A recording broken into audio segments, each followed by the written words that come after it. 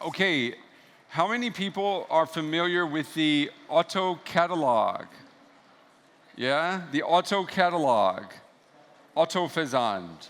Yeah, Otto Versand. Okay, good. Well, our next presentation is going to deal with how Otto is trying to change its image and also trying to find a place in our multimedia world. And we're really happy today to have someone here from Otto who is kind of spearheading that effort. So if you could give a warm round of applause to Neela Montgomery, the multi-channel retail woman from Otto. Neela, come on out. Thank you. Hi, how are you? Hi, thank you. I guess there's a lot of movement going on. So thank you very much. I'm very delighted to be with you here today at CeBIT. It's my first time. And I know that speaking on a Friday is never an easy task, especially the night after the party. But I'd like to introduce myself. So I'm Neela Montgomery. I am the Executive Board member for multi-channel retail at the Otto Group. I've been with the company since November 2014. And before 2014, I spent 12 years with the British retail group Tesco across Asia, across Europe, in merchandising, e-commerce, in many different functions. And today in my role, I chair a company called Crate & Barrel and SportsCheck and Franconia here in Germany, which you're probably more familiar with. But I think what I'd like to talk to you about today is really kind of my vision for retail and how I think it will develop. And I think really, in terms of a vision, we have a vision that in the future, retail will be entirely connected.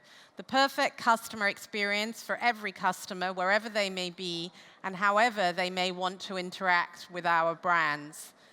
Sounds pretty simple, you know, an inspiring and exciting experience, but actually incredibly difficult to do, and requires very fundamental shifts in how many companies have thought about retail for generations. I mean, we're a company of a long tradition, 65 years. And yes, we were one of the earliest ones on the internet, but it still requires a major transformation. So I'm going to start my presentation with just explaining a little bit to you about the Otto Group. What I've discovered living here in Germany is that for most people, the Otto Group is the Otto catalog. And that's really not true about the group. We have three main segments. We have multi-channel retail, where Otto DE, Crate & Barrel, Bonprix, many of the companies that you would know sit. Financial services, companies like EOS, and then we also have services like Hermes, who you probably deal with every day when someone comes to deliver a package to your door. We're about, in total, 123 companies within the group and about 55,000 employees. And we span 20 countries across the group. These are all the markets in which the Otto Group operates. But you may not recognize us in those different markets because of the number of different brands that we operate with, which you'll see behind me. And I think what's really important about that is it gives us a very unique insight into customer behavior. I think in any given month, we have 25 million unique users just in the German region alone, the German-speaking region alone. It gives us a remarkable number of customer interactions, and I'm going to come on to talk about why that's terribly important for us as we move into the future. We also have made a very strong migration to e-commerce. This year, we'll probably do about 6.6 billion euros, about half our revenue through the e-commerce channel. And, 20 years ago, Otto DE was one of the first to sell on the web, which in those days was quite a big thing. And we're one of the big 5 B2C e-commerce companies in the world. We'd probably be second to Amazon in terms of our e-commerce sales, by quite some way, admittedly. But what we are currently asking ourselves as a business, and I think about this every day, is yes, we have mastered the first wave of digital disruption. We have survived where many of our competitors did not. I think some of you may be familiar with Queller and Neckerman and these guys who are no longer around. But is it really enough for the future? Are we doing everything we can to make sure that in 10, 20 years' time, we are as relevant as we need to be to still be in business? Are we actually able to confirm our right to exist? And the reason we ask ourselves that question is for three very simple, or not simple, three very important questions that we need to master with digital transformation. The first is around mobile technology, and I'll talk about that later, data intelligence, and digital disruption. And the reason it's so important is that customers are changing at the moment faster than most businesses are changing. Their relationship with technology is accelerating at a pace that all of us need to master. So if you'll allow me, I'm going to talk about each of these in turn. Mobile technology. So I don't know about your house. I'm the mother of 2 small children, and pretty much this sums up how my children interact, and I think probably most households. Mobile technology is not really about retail, it's about lifestyle. The smartphone has become an extension of people's bodies. On average, customers would say, research would say that you check your smartphone 150 times a day. I mean, I don't know whether that's true of all of you. 150 times a day, how many of you would say that that's reasonable, that you do check your phone 150 times a day? Raise your hand. Oh, not that many of you. Okay, about half of you. But, you know, that's what research would tell us. 150 times a day. And I hope you don't check any part of your body that often. So actually, it's become an extension of you. And that means that customers are always on. Their expectations of immediacy have transformed. And for Otto, that's got very strong implications. About 70% of our traffic for our mum shopping club, Le Mango, comes from mobile sites. Likewise, on Otto.de itself, 50% now of our traffic comes from mobile devices. Not only are the devices transforming, but the way in which customers expect to be treated is also transforming. And that means that, for example, in Sports Check, we are trialing ways, beacon technology, to think about how can we interact with you whilst you're in our store or near our store using your mobile, getting push notifications through your mobile.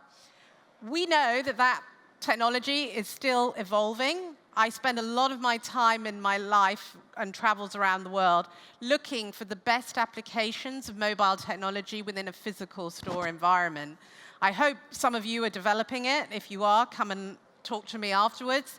But it's an area that we know is going to change dramatically and change the shopping experience dramatically. And although we were pleased with how our companies were developing, we don't think we're moving fast enough. So we set up a small, very talented team in our headquarters at the end of last year called the Mobile Lab.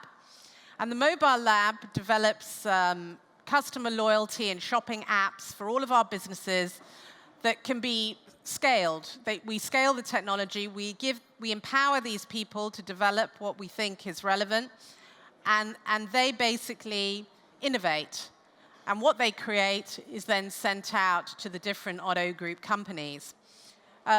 Interesting question we often get asked is, why do you do it centrally? Why don't you do it in each individual company?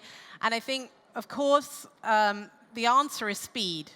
We really believe that this is the best way to scale some of the technology, to innovate with the very best people in a war for talent. And that's what this lab is doing for us right now. It's a small team, but we expect it will grow over time, and we will develop more and more apps using this. Which leads me probably to my second point around data intelligence and mastering data. Data in the new economy is the oil of e-commerce. Sadly, it often also has a lot of the geopolitical issues that oil has in our economy, but it is basically the hard currency of e-commerce.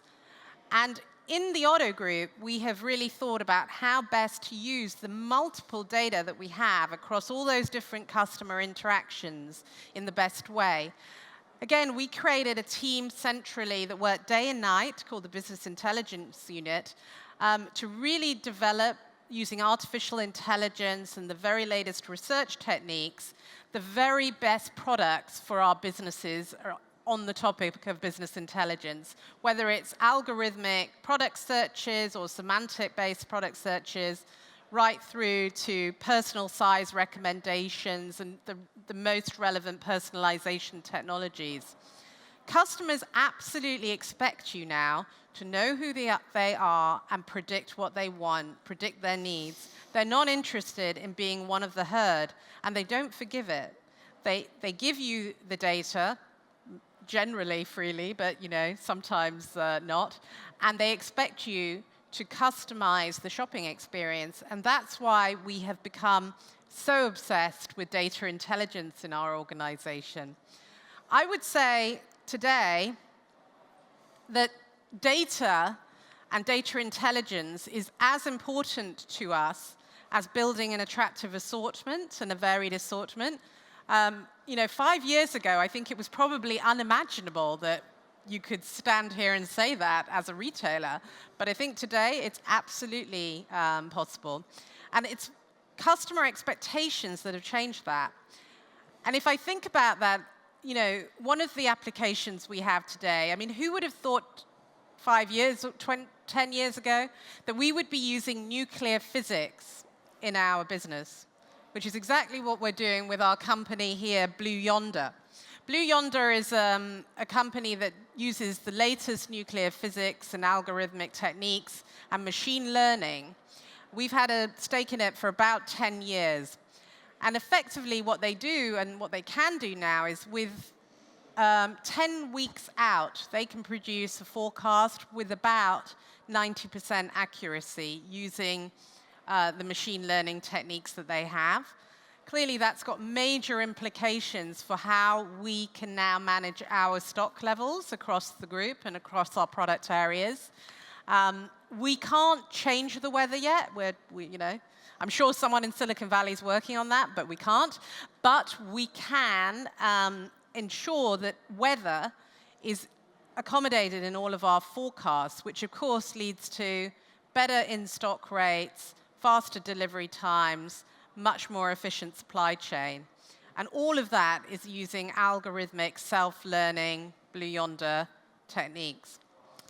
But we saw there was also an opportunity with data because, yes, we're using it very much in companies like Business Intelligence and companies like Yonder. But there's also an opportunity for earnings and revenue potential. So last year, we created Otto Group Media. And already, that's been quite successful for us. 80% of our customers are women. No surprises, I guess, but an interesting point. And in Otto Group, we are now selling through the media. That's very attractive to advertisers. So we're able to use this data to create a new revenue stream for the group. Terribly important for us as we move into the future. Which leads me perhaps to my last and probably most important point, digital disruption.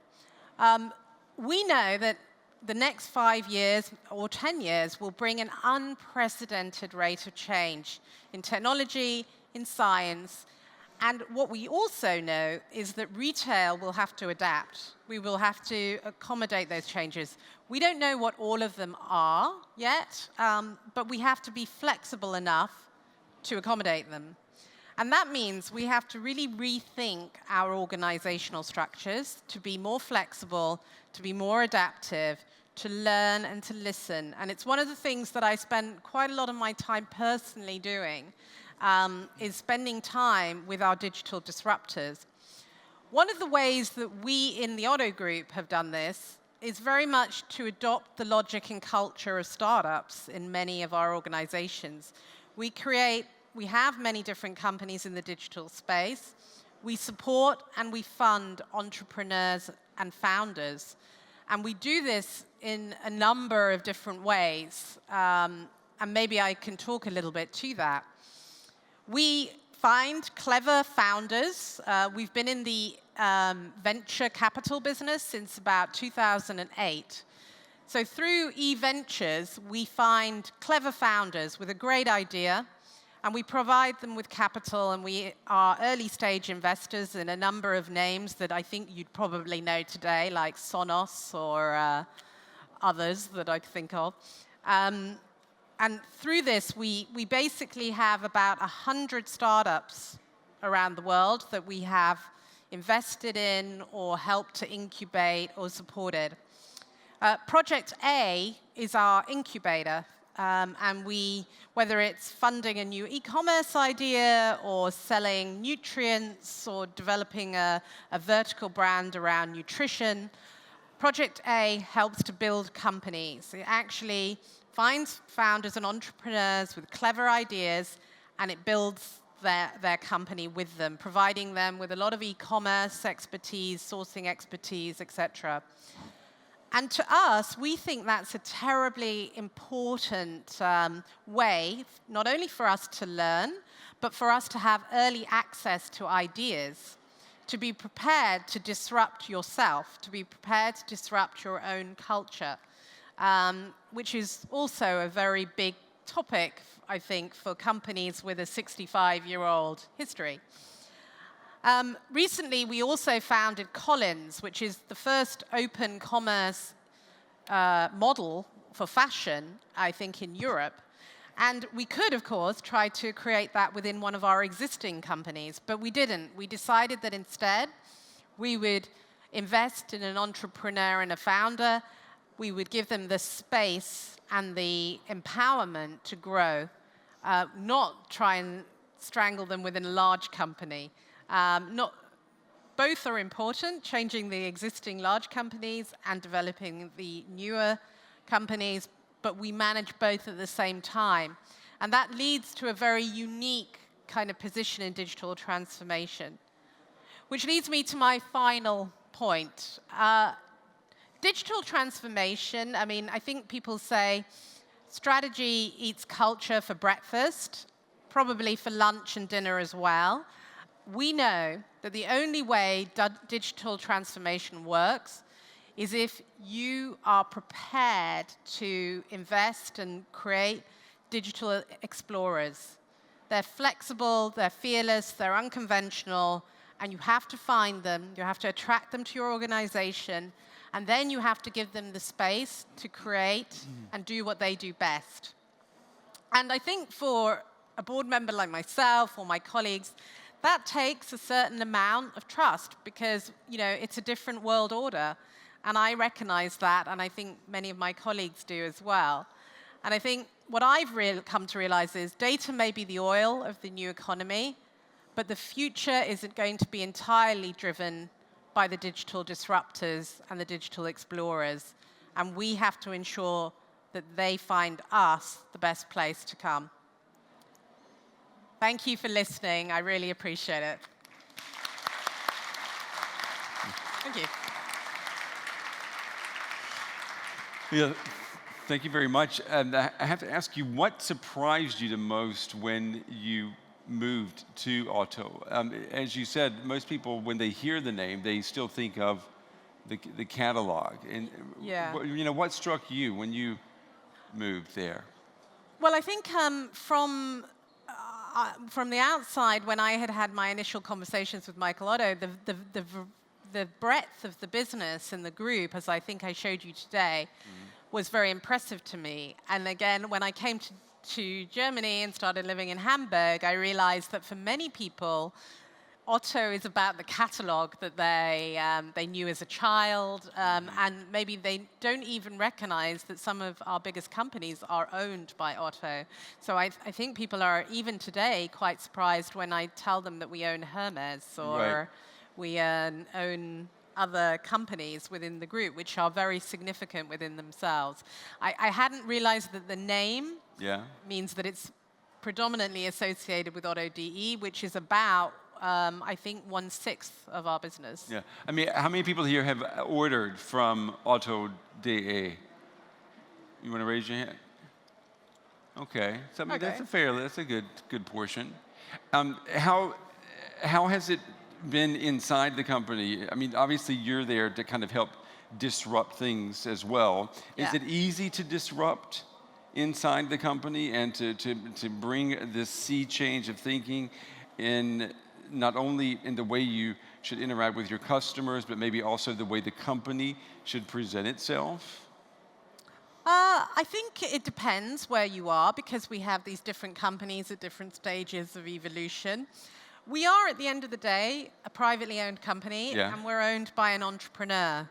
And he's very entrepreneurial, and I think for some people that's, they forget that. And therefore, because we're owned by an entrepreneur, we've had many instances of companies that have gone on to succeed and companies that haven't succeeded. So I haven't found that disruption as difficult as perhaps others might find it. It's been surprisingly a welcoming environment for that. That's great. That's great. There's been a lot of press coverage in the German language media about this corporate change at Otto, where all of a sudden no one is using Sie, they're all using the informal du. So Otto has become a du form. And have you noticed a change? I mean, you and I talked about this before. You had come from a company, you were speaking English, but have you noticed a change there in the company now that everyone is per du? Yeah, I mean, I think German corporate culture is clearly more formal than what I'm used to, either in the UK or in my US companies, which I continue to run today. Yeah. And therefore, it's a big deal. I get it. I think, yes, there has been a change. I think there's been a recognition that we must be less formal and that we must recognize people much more as individuals and much less by hierarchy. And I think that's all good, right? Because that's what people expect these days. Although it has to be said, everyone has always called me Neela, whether in German or in English. So I think we had already changed a lot as a result of accommodating new people like myself, So when you started, was there an attempt, though, of anyone there to try to keep you as Ms. Montgomery? No. It was really? That's great. That's great. Let me just ask the audience, too. How many people are aware of this change that has happened at Otto from the Sie to the du culture? Have you guys seen that in the media?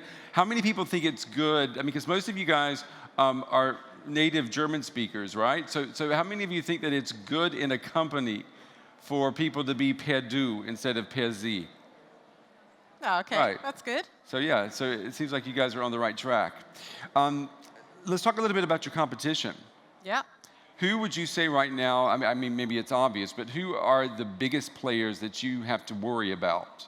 Yeah, sure. I mean, clearly, I managed to get through my entire speech without mentioning that. Right. But Amazon and Zalando are clearly our biggest home turf competitors. But I was in China 2 weeks ago, and I think, we also have to very much think about Alibaba and JD.com and many of these other sort of platforms. And one of the things about Otto that I think is really smart in terms of how Michael Otto constructed the company is that not only are we in the B2C side, we're also in the B2B services side, which allows us to kind of have a lot of relationships with our competitors as service providers, which is also interesting because we get to learn a lot through that. So we have a joint venture at the moment with JD.com. We learn a lot from that, and I think it's very useful for us specifically to understand how the Chinese market has evolved and bring that learning to Europe. I think there is a place for Europe in this, and I think it's very important that we hold on to what is unique about being a family-owned company with values, not being driven by the stock market, being able to take the long-term view as we compete with some of those guys. I mean, can you compete? I mean, I think it's interesting you say that. Can you compete when you're not like an Amazon or an Alibaba and you're not living by the quarterly stock market reports, the financial reports that come out every quarter? Is there an advantage that you have there by not living and dying by the quarter report? Well, I mean, I spent 12 years in a public company where, you know, I'm very used to the rhythm of the quarterly trading statement. And I would say absolutely. I think it's a little bit different for Amazon because they get rated by the technology analysts, not the retail analysts. So I think that's a bit different. But I think there are massive advantages to being a family-owned and private, in fact, not just family-owned, private company as retail goes through this transformation, because I think for many public companies, this is going to be very difficult to explain to their investors. Yeah. Well, I mean, what would you say let's say, what are the 2 or the 3 biggest advantages to not having to live or die by the quarterly stock market reports? I think we're able to take bigger bets and take, you know, the 3 to 5 year view. I mean, Collins is a great example of that. We started About You, edited as a fast fashion e-commerce site. We didn't worry so much about cannibalizing our existing Otto DE fashion, right? Right. If we had done that in a public company, there would have been a whole, you know, fuss about it, because they would have said, well, why have you got these competing business models? Why are you doing that? What will be the relationship? We didn't have to do that. We invested in the idea. We take a 3 to 5 year view of that company, and we think it's the right thing to do. And we're able to do it. So I think that's really good. I think the other advantage, which was very important to me personally, not maybe to everybody, is the values and the agenda around sustainability and ethics that I think is much stronger, actually, probably a reflection of our founder, but I think that's a very, very powerful thing. And I think over time, customers, and I think maybe in Germany they're starting to, will realize that that's also quite important. Yeah. I know a lot of people were asking about you when we were preparing for this talk. What is it like to come from a non-German speaking world and move to Hamburg and to work for Otto? I mean, Hamburg and Otto both are associated with, they're not necessarily associated with the fastest changing, fastest moving things in the economy here. Has it been easy for you? Yeah, I mean, I haven't changed the way I am, so I guess it's, you know, and I still move at quite some pace, so I don't... Did people keep up with you? I mean, are they keeping up with you easily? I'm not noticing that they're not. But and I think the other thing, by the way, is yes, maybe that's true. It hasn't been my experience as much. But also, it's an incredibly friendly family environment also, which is a very nice thing that I'm not necessarily used to from a public company. Yeah, sure. Especially with 2 kids, right? I mean, that must be also an advantage. Has it been, being a working mother, has the company been an easy place to come into and to get used to? Yeah, sure. I mean, I travel a lot in my job. I have a very global remit. Yeah. But I don't work Saturdays anymore, and we don't have board meetings on Saturdays. Oh, okay. In Otto, so that's good. That's good. We have just a couple of minutes. Are any questions for Neela here in the crowd? We've got one here. Do we have people with the microphones? We are missing microphone. Here we go. We've got a lady right here, and then there's a lady right here in the front here. Yes. My question is about the data and the trust, because you said that now with Otto Group Media, you will sell or you will help to do advertising campaigns on your customers, and you have 80% of women in your customers. So your customers need to get the assurance that their information are not sold for anything, but they are not interested in. So how do you give them the assurance that it is for good things? Yeah, that's a very good question, and it's interesting because I was just with the head of Otto Group Media yesterday, and what he was saying to me is, you know, Neela, it's really not fair. I have to go through all these checks and balances and reassurances that none of my competition have to go through. But I know that's the right thing to do, and I'm really delighted to do it. And I said, of course, because that will be our differentiation. That customers know, and I hope they know, that we do not use their data inappropriately. We are very careful about it. We are very ethical and transparent about it. And I think that's, you know, yes, that creates some more burdens for our teams, but it's the right thing to do, and we are very committed to it. It's good to hear. And right here. Thank you. Actually, I've got two questions. I was wondering, well, it's a family company, I do understand, but do they consider to have another brand name because of the image? And the other one is, I was just curious, could you give some small examples of the ventures, the disruptive ventures? Good question. I don't understand exactly Sure. which they should help and which not. So Sure. Sorry. Okay. So on the family name, no, we don't discuss this at the moment. Maybe it will come up. It's an interesting idea. But at the moment, we don't discuss it. So, and then on the ventures, so there are two types of venturing that we do.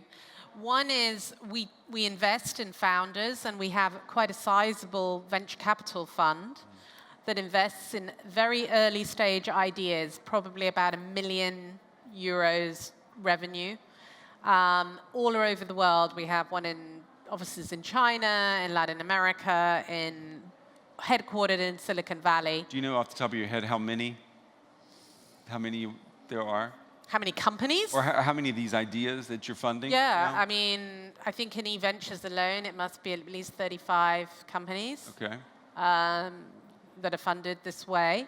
And then Project A, which is the other kind of venturing that we do, this is where we actually incubate a company. So we have people who we hired out of Rocket Internet, which you're probably familiar with, and what they help do is they find clever founders with ideas. So I'll give you an example. One is Nubon, which is a nutrition health supplement business. Mm-hmm. And we have supported that company with e-commerce skills, performance marketing skills, office space, and of course capital.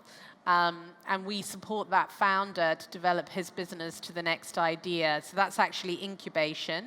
And then the third is when we actually, as Otto Group, fund and buy a company that's a founder, which would be more like About You or My Toys, which you might know here in Germany, where we bought a founder's company and we developed that business.